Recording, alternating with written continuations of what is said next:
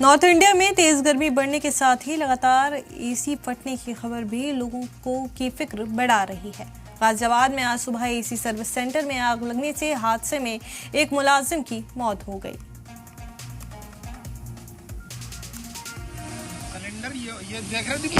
गाजियाबाद में AC gas के cylinder और कंप्रेसर फटने से लोग दहशत में आ गए। इस दौरान एक 3 मंजिला बिल्डिंग में आग लग गई और एक की मौत भी हो गई।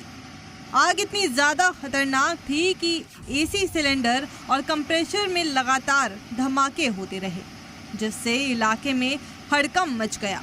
सिलेंडर फट के बाहर आया भाई, सिलेंडर नहीं फट रहे हैं, वो पड़े ये यहाँ जो फटे हैं ना, ये गैस वाले हैं, एसी की गैस वाले सिलेंडर। ये देख रहे थे। और शख्स के इतना बोलते ही एक और जोरदार धमाका हो गया। वीडियो देखकर ऐसा लगा मानो कोई बम फटा हो।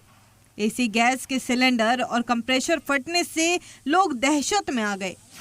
तस्वीरें गाजियाबाद के पटेल नगर इलाके के एसी सर्विस सेंटर की बताई जा रही है, जो बड़ी फिक्र का सबब बनती जा रही है। आग इतनी ज्यादा खतरनाक थी कि देखते ही देखते 2 कार और 10 मोटरसाइकिलें भी जलकर खाक हो गई। हालांकि करीब 2 घंटे की कड़ी मशक्कत के बाद आग पर काबू पा लिया गया।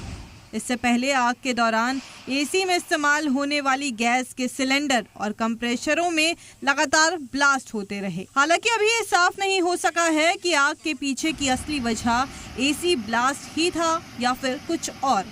जानकारी के मुताबिक इस अग्निकांड में एक मुलाजिम की मौत हो गई। बता दें कि कुछ दिनों पहले ही दिल्ली के विवेक विहार में लगी आग में 9 लोग जिंदा जल गए थे। ब्यूरो रिपोर्ट, सलाम टीवी।